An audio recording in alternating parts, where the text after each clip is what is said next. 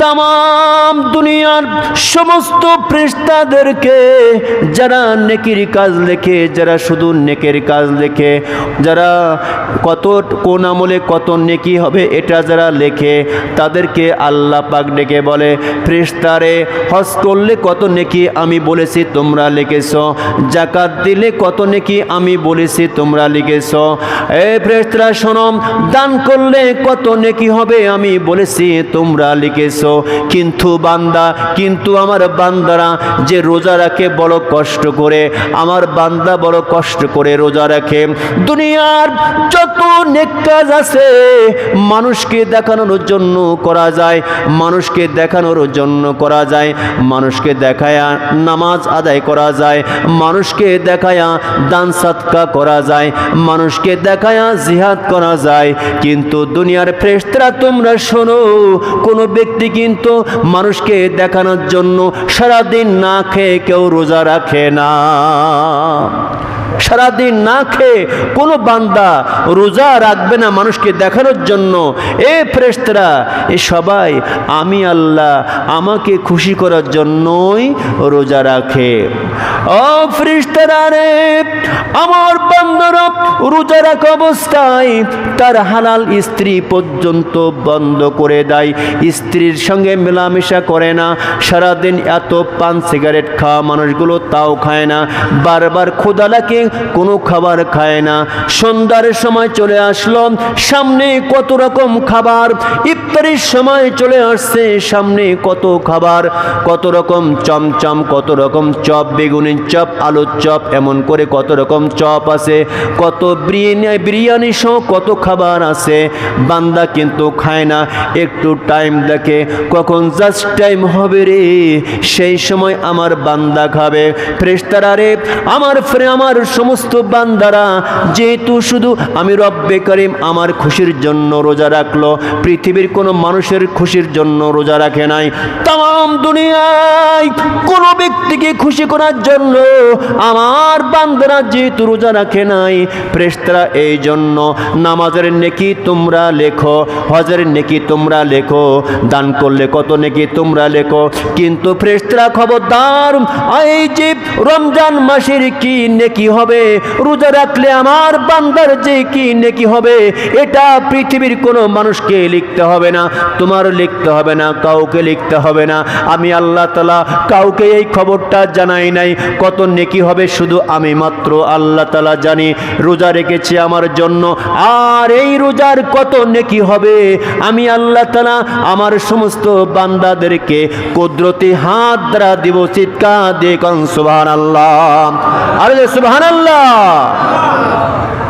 আমার ভাইরা, আপনাকে আল্লাহ তাআলা বলছেন, বান্দারে রোজা রেখেছিস কত নেকি হবে আমি কুদরতি হাত দ্বারা তোকে দিব।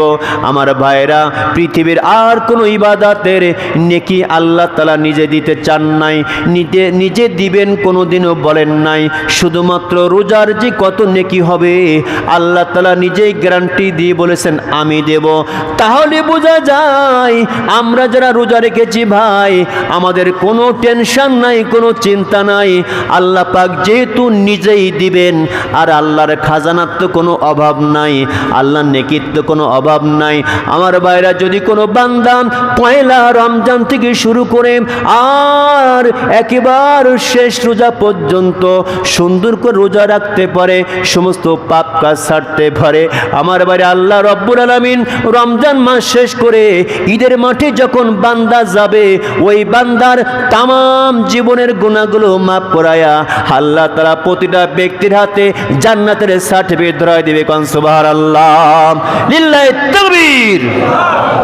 একটু কষ্ট করে রোজা রাখলে জান্নাত অবধারিত মিস নাই।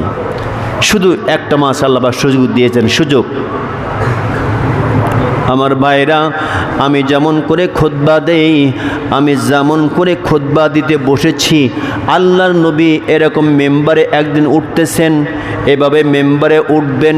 প্রথম সিঁড়িতে যখন পা দিয়েছেন, সেই সময় নবীজি বলেছেন আমিন। কি বলেছেন? আমিন। দ্বিতীয় সিঁড়িতে পা দেওয়ার পর নবীজি বলেছেন আমিন। 3 নম্বর সিঁড়িতে পা দেওয়ার পর নবীজি বলেছেন আমিন। অসংখ্য শ্রোতারা সামনে বসা ছিলেন, অনেক সাহাবীরা বসা ছিলেন। আল্লাহ নবীজির ওয়াজ করার পরে, আলোচনার পরে এবার ফেরেশতারা ডেকে, এবার সমস্ত সাহাবীরা বলছে, আল্লাহর নবী, এতদিন পর্যন্ত আপনাকে কোনো দিন দেখি নাই এমন করে আমিন আমিন বলতে, আপনি কেন আজকে আমিন আমিন বললেন? প্রথম সিঁড়িতে পা দিয়ে বলেছেন আমিন, দ্বিতীয় সিঁড়িতে পা দিয়ে বলেছেন আমিন, তৃতীয় সিঁড়িতে পা দিয়ে আপনি আমিন বলেছেন। ওগো আল্লাহর নবী, কোন কারণে আপনি আমিন আমিন আমিন বলেছেন? আমরা আপনার প্রাণের সাহাবী, আমরা আপনার কাছে জানতে চাই। এমন করে বলার পরে আল্লাহর নবী তখন সাহাবীদেরকে ডেকে ডেকে বললেন, সাহাবীরা রে, আমি যখন মেম্বারের প্রথম সিঁড়িতে পা দেই তখন জিবরিল আমিন কানে কানে আমাকে একটা খবর বলেছিল, তাই আমি আমিন বলেছিলাম। আল্লাহর নবী সাহাবীরা বলছে, ইয়া রাসূলুল্লাহ, সেই খবরটা কি একটু দয়া করে বলুন। নবীজি বলেন, আল্লাহ পক্ষ থেকে ফেরেশতা জিবরিল আমিন আমার কানে কানে বলেছেন, ইয়া রাসূলুল্লাহ, ওই সমস্ত মানুষ ধ্বংস হোক, ওই সমস্ত মানুষগুলা ধ্বংস হোক যারা পিতামাতা দুজনকে অথবা একজনকে পাওয়ার পরও পিতামাতার খেদমত করে জান্নাত অর্জন করতে পারল না।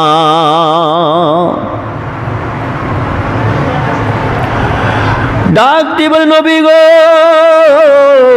বুঝতে পারলাম প্রথম কাতারে প্রথম ধাপে আপনি এই কথা বলেছেন। 2 নম্বর থাকে যখন আপনি পা দিয়েছেন, 2 নম্বর সিঁড়িতে যখন পা দিয়েছেন তখনও তো আপনি আমিন বলেছেন।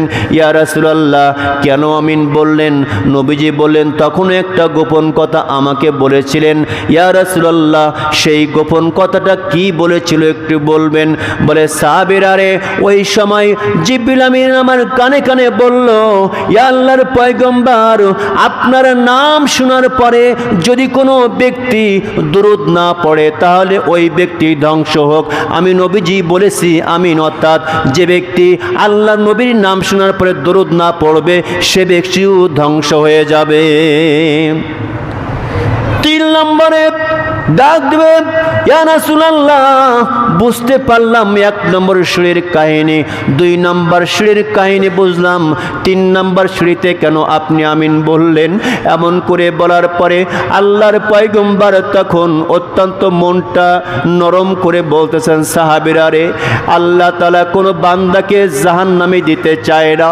তামাম দুনিয়ার ভিতরে যত মানুষ আছে সকলেই হচ্ছে আল্লাহর বান্দা, হিন্দু হোক, বৌদ্ধ হোক, খ্রিস্টান হোক, ইহুদি হোক, সকলেই হচ্ছে আল্লাহর বান্দা। আল্লাহ পাক চাই তার সমস্ত বান্দারা ঈমান গ্রহণ করে মুত্তাকিন হোক, ঈমানদার হোক, জান্নাতি হোক। ও আমার সাহাবীরা রে, এত বলার পরেও যখন তারা শোনে না, রমজান মাস আসলেও তারপরেও তখন যারা রোজা রাখে না, এত 11টা মাস ছিল, 11টা মাসে আমার আল্লাহ তাআলা বান্দা রোজা রাখতে পারে নাই, কারণ তার ইবাদত বন্দেগী করতে পারে নাই। শয়তানগুলো ছাড়া ছিল ভরে, শয়তান ওয়াসওয়াসা দিয়া কোনো মানুষের ঠিকমতো ইবাদত বন্দেগী করতে দেয় নাই, শয়তান ওয়াসওয়াসা করে নেকির কাজ করতে দেয় নাই, অপ্রেকে ছিল। আজকে রমজান মাস যখন আসছে, আল্লাহ রাব্বুল আলামিন সমস্ত শয়তান মরদুদকে জেলের মধ্যে কয়েদ করেছে। এরপরেও যারা রমজান মাসে রোজা রাখে না, রমজান মাসে রোজা যারা রাখে না, ওই সমস্ত ব্যক্তিদেরকে উদ্দেশ্য করে আল্লাহর ফেরেশতা জিবরিল আমিন আমার কানে কানে বলে, ইয়া রাসূলুল্লাহ, রমজান মাস আসলো, রমজান মাস আসার পরও 30টা রোজা রেখে যারা জীবনের গুনাহ মাফ করতে পারে নাই, ওই ব্যক্তিগুলো ধ্বংস হয়ে যাক। আমি নবী এটা শোনার পরে আমি আমিন বলেছি। কত গুরুত্বপূর্ণ কথা আল্লাহ নবীকে বলছে, ইয়া রাসূলুল্লাহ, আল্লাহ তাআলার লানত ওই সমস্ত ব্যক্তির পরে যারা 30টা রোজা পাইল কিন্তু এরপরেও জীবনের গুনাহ মাফ করাইতে পারে নাই, জীবনের গুনাহগুলো ধুয়ে মুছে সাফ করতে পারে নাই, ওই সমস্ত ব্যক্তিগুলো ধ্বংস হোক। আর ধ্বংস হোক ওই সমস্ত ব্যক্তিরা যার পিতামাতা জীবিত ছিল কিন্তু পিতামাতার খেদমত করে নাই, ওরা ধ্বংস হোক। ওই ব্যক্তি ধ্বংস হোক যারা আপনার নবী আপনার নাম শুনে দুরূদ পাঠ করে না। এই যে দুরূদ শরীফ পড়া অনেক ফজিলত। আমরা মাঝে মাঝে দুরূদ পড়তে বলি, আপনারা বসে থাকেন, দুরূদ শরীফ পড়তে ইচ্ছা হয় না। যত দুরূদ পড়বেন তত আল্লাহ নবী খুশি হবে। এই জন্য প্রাণের ভাইরা মনে রাখবেন, মেহেরবানি করে আজ থেকে আর কেউ রোজা ছাড়বেন না। আপনার বিবিকে ডেকে বলবেন, বিবিরে, জীবনে অনেক আবদার তোমার কাছে আমি করেছি, অনেক আবদার করেছি, আজকে একটা আবদার আমি তোমার কাছে করি। বিবি, স্ত্রী বলবে, কি আবদার স্বামী? হে, আপনি বলবেন, বিবিরে, এই একটা মাস তোমাকে সুন্দর করে রোজা রাখতে হবে। আমার ভাইরা, যদি আপনি বলতে পারেন, আল্লাহর আরশে আজিম খুশি হবে, আল্লাহ তাআলা খুশি হবে, আল্লাহ রব্বুল আলামিন খুশি হয়ে বলবে, আব্দুল্লাহ রে, তোর বিবির দায়িত্ব তোর উপরে ছিল, তুই সঠিক দায়িত্ব পালন করেছিস। আপনার সন্তানদেরকে ডেকে বলবেন, যার বয়স 12 বছর পার হয়েছে, 12 বছর পার হওয়ার পরে আর কোনো প্রকার ছাড় দেওয়া যাবে না। আপনি গার্জিয়ান, 12 বছর পার হওয়ার প্রত্যেকটা ছেলে প্রত্যেকটা মেয়ে রোজা রাখবে আপনার দায়িত্বে। যদি আপনি না বলেন তাহলে পরে আপনি গুনাহগার হয়ে যাবেন। আর যদি আপনি সবাইকে বলে রোজা রাখাতে পারেন, কিয়ামতের কঠিন মুসিবতের কালে সমস্ত গার্জিয়ান যখন উঠবে, ওই সময় আল্লাহ রব্বুল আলামিন আপনাকে ডাক দিবে, আয় রে আব্দুল্লাহ, তুই তোর বিবিকে রোজা রাখিয়েছিস, পাপ কাজ থেকে বিরত রাখিয়েছিস, তোর ছেলে মেয়েদের রোজা রাখিয়েছিস, পাপ কাজ থেকে বিরত রাখিয়েছিস, আজকে আমার কাছে তোর বড় একটা উপহার আছে। আল্লাহ তাআলা কিয়ামতের মাঠে আপনাকে একটা জান্নাতের সার্টিফিকেট দেয়া জান্নাতের মেহমান বানাবে। কোন সুবহানাল্লাহ। এজন্য এখনো সময় আছে।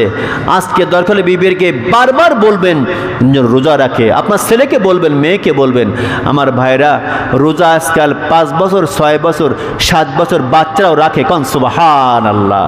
অনেকের বাচ্চা রোজা রাখে, একটু বাচ্চা রোজা রাখে, কি সুন্দর সিস্টেম। কিন্তু গার্জিয়ানের খেয়াল রাখতে হবে, আমার বাচ্চা রাখলো কিন্তু বাচ্চার মা রাখে না, আমি রাখি না। দেখবেন অনেক সংসার আছে, বাবা রোজাই রাখে না, মা রোজাই রাখে না, এমন পরিবার আছে একজনও রোজা রাখে না। এই রমজান মাস বেলায় আল্লাহ নবী যে হাদিসটা বলেছেন, ওই ব্যক্তি ধ্বংস হবে, রোজার মাস পাইল কিন্তু জীবনে গুনাহ মাফ করাতে পারে নাই, এই ব্যক্তি ধ্বংস হয়ে যাবে। আমার ভাইরা, তাহলে আজকে যে আমরা আলোচনা শুনলাম, এই আলোচনার থেকে আমরা এটাই শিক্ষা পাইলাম যে কোনোভাবে রোজা ছেড়ে দেওয়া যাবে না। আর রোজার মাসে কি করতে হবে, করণীয় কি? রমজান মাস আসলে করণীয় হচ্ছে 24টা ঘন্টা ইবাদতের মধ্যে আপনাকে থাকতে হবে। রমজান মাস আসলে 24 ঘন্টায় ইবাদতের মধ্যেই থাকতে হবে। আমার ভাইরা, আমরা হচ্ছে মুসলমান, আমরা হচ্ছে মুমিন, আমরা হচ্ছে ইমানদার। আল্লাহ নবী যখন মিরাজে গিয়েছিলেন, মিরাজে যাওয়ার পর নবীজি যখন একাকী হয়ে গেলেন, মনে একটু ভয় ভয় মতো লাগে। হঠাৎ করে দেখেন যে একটা জুতার পায়ের শব্দ একটা আসে, কানে কানে ভাসে। নবীজি বুঝতে পারলেন এই জুতার শব্দ আর কারো নাই, এটা হচ্ছে হযরত বিলালের। নবীজি মিরাজ থেকে চলে আসলেন, ডাক দিয়ে বলছে, বিলাল রে, তোর এত কি নেকি অর্জন হয়েছে? আমি গেলাম সেই আল্লাহ তাআলার দরবারে, যে দেখলাম তোর পায়ের খাওয়ানোর শব্দ সেখানে, তুই কি আমার আগে হাঁটতেছে দেখি না? বিলাল বলে, হুজুর আমি আপনার আগে হাঁটি নাই। বলে, এমন কি তোর জীবনে নেকি আছে রে বিলাল, যার কারণে আল্লাহ তাআলা তোকে এত কবুল করেছে, একটু বলবে? বিলাল ডাক দিয়ে বলে, হুজুর আমি যেদিন থেকে ঈমান গ্রহণ করেছি, যেদিন থেকে কালেমা আমি পাঠ করেছি, ওই দিন থেকে আমি বিলাল 1 সেকেন্ডের জন্য না পাকি থাকি না। পেশাব করলে আমি ওযু করি, বায়ু বাতাস ছেড়ে গেলে আমি ওযু করি, পায়খানা করলে আমি ওযু করি, ইস্তেঞ্জা গেলে পরে আমি অজু করি, একটা সেকেন্ডের জন্য বিনা অজুতে আমি থাকি না, পবিত্রতা অর্জন করি। শুধু তাই না, আমি যখনই উজু করি, উজু করার সাথে সাথে 2 রাকাত নামাজ আমি পড়ি। মসজিদে ঢুকলে পরে আগে 2 রাকাত নামাজ আদায় করি। আল্লাহ নবী বললেন, বেলাল রে, বুঝতে পেরেছি তোর জীবনটা এত কল্যাণময় কেন হলো। তুই যে সদা 24টা ঘন্টা আল্লাহর জন্য পবিত্রতা অর্জন করেছিস, আর মসজিদে ঢুকে প্রথম 2 রাকাত নামাজ আদায় করেছিস, ওযু করলেই 2 রাকাত নামাজ আদায় করেছি। এ বিলাল শোন রে, আল্লাহ রাব্বুল আলামিন তোর পরে এত খুশি হয়েছে রে বেলাল, তোর পরে খুশি হইয়া আমি নবী যে মিরাজে গেলাম, ওইখানে আমাকে অভয় দেওয়ার জন্য তোর ধবনে পায়ে দৌড়িটা আমার শোনায় দিল। সুতরাং বেলাল শোন, তোর মর্যাদা আল্লাহর কাছে একটু একটু না, অনেক বেশি। আল্লাহ পাক তোকে বড় কবুল করেছে আমলের জন্য। এই জন্য মেহেরবানি করে আজ থেকে যখনই অজু করবেন, সাথে সাথে যখনই অজু চলে যাবে অজু অবস্থায় থাকবেন। আপনার অজু করবেন, পেশাব হোক আর পায়খানা হোক, টয়লেটে গেলে পরে অজু করব। আমরা বিনা অজুতে আমরা কেউ থাকবো না, 24 ঘন্টা পবিত্রতার সাথে থাকবো। 1 নম্বর, আমরা অপবিত্র থাকবো না রমজান মাসে, মনে থাকে যেন ভাই, আমরা অপবিত্র থাকবো না রমজান মাসে। 2 নম্বর, কোনো প্রকার পাপ কাজ করব না, রোজা রেখে কোনো প্রকার পাপ কাজ করব না। যে কোনো পাপ, ছোট হোক বড় হোক, কোনো পাপ কাজ করা যাবে না। যদি আপনি সমস্ত পাপ কাজ ছেড়ে দিয়ে অজু অবস্থায় রোজা রাখতে পারেন, সেই রোজার বিনিময় আল্লাহ পাক নিজেই, কোন সুবহানাল্লাহ, আল্লাহ পাক বলছে, আমি আল্লাহ পাক নিজে রোজাদারের হাদিয়া, অন্য কারো দেওয়া লাগবে না, আমি আল্লাহ পাক নিজেই হয়ে যাব। সুতরাং এখানে তো না পাওয়ার কোনো কারণ নাই। আল্লাহ ওয়াদা দিচ্ছেন, রোজা রাখো পবিত্রতার সাথে, পাপ কাজ ছেড়ে দিয়ে। আপনি পাপও করবেন, রোজাও রাখবেন, ওই রোজার কোনো মূল্য হবে না। প্যান পরে ভাইরা, এই জন্য 2 নম্বর গেল। 3 নম্বর হচ্ছে বেশি বেশি ইস্তিগফার পড়া। আস্তাগফিরুল্লাহ রাব্বি মিন কুল্লি যামবি ওয়া তুবু ইলাইহি লা হাওলা ওয়ালা কুওয়াতা ইল্লা বিল্লাহিল আলিয়্যিল আযীম। এভাবে বারবার আপনার আস্তাগফিরুল্লাহ পড়তে থাকতে হবে, আর বেশি বেশি জিকির করতে হবে। যারা কোরআন পড়তে পারেন না, বিসমিল্লাহ পড়বেন, বিসমিল্লাহ বলে 3 বার সূরা ইখলাস পাঠ করবেন প্রতিনিয়ত। যে যেখানে থাকবেন না কেন, বিসমিল্লাহ সহকারে 3 বার করে সূরা ইখলাস পড়বেন, বিসমিল্লাহ সহকারে 3 বার সূরা ইখলাস পড়বেন। এর মর্যাদা একটুখানি বোঝাই শেষ করি। আমার ভাইরা, আল্লাহর পয়গম্বর একদিন বললেন, সাহাবীরা রে, তাড়াতাড়ি একটা কোরআন খতম করো। এমন বলার পরে নবীর সাহাবীরা এক একজন কোরআন খতম করা শুরু করেছেন, কোরআন খুলে পড়া শুরু করেছেন। কেউ সূরা ফাতিহা পড়ে সূরা বাকারার কিছু অংশ গেছে, আর তার মধ্যেই হযরতে আলী ডাক দিয়ে বলে, ইয়া রাসূলুল্লাহ, আমার 1 খতম কোরআন পড়া কমপ্লিট। আল্লাহ নবী বলে, ও আলী, তোমার কেমন করে এত তাড়াতাড়ি শেষ হলো? সমস্ত সাহাবীরা তো এখনো পড়তেছে। সাহাবীরাও বলতেছে, কি ব্যাপার, আমরা সূরা বাকারা এখনো শেষ করতে পারলাম না, কয়েক পৃষ্ঠা মতো পড়লাম, আর আলীর কমপ্লিট হয়ে গেল। এমনই মুহূর্তে আলী বলে, ইয়া রাসূলুল্লাহ, এখান থেকে বহুদিন পূর্বে আপনি একটা ওয়াজের মধ্যে বলেছিলেন, সাহাবীরা রে, যদি কোনো ব্যক্তি 3 বার সূরা ইখলাস বিসমিল্লাহ সহ করে পড়তে পারে, 3 বার যদি কোনো ব্যক্তি সূরা ইখলাস বিসমিল্লাহ সহ করে পড়তে পারে, 3 বার কুল হুয়াল্লাহু আহাদ, এই সূরা যদি কোনো ব্যক্তি 3 বার পড়তে পারে, আমি নবী বলে দিলাম, তাহলে পরে তার আমলনামায় 1 খতম কোরআন পড়লে যত নেকি হয়, আল্লাহ পাক সেই নেকি তার আমলনামায় দান করবে। ইয়া রাসূলুল্লাহ, ওইটা বলেছিলেন বলে আমি সেটা তেলাওয়াত করেছি। নবীজি বললেন, ঠিক আছে, তারে তোর সমস্যা নাই, তোমার কোরআন খতম কমপ্লিট হয়ে গেছে। এই জন্য বলবো আমার বাবাজিরা, ভাইরা, দোকানে বসে ফাও ফাও সময় নষ্ট করবেন না, চার দোকানে বসে সময় নষ্ট করবেন না, প্রতিনিয়ত কোরআন তেলাওয়াত করবেন, জিকির আজকার করবেন, আপনার বিবেকেও বলবেন, আপনিও করবেন। এবার অনুরোধ হচ্ছে প্রত্যেক দোকানদার ভাইদের, ও দোকানদার ভাইরা, প্রকাশ্যে হোক আর গোপনে দোকানে হোক, আপনি কারো কাছ থেকে খাবার বিক্রি করবেন না।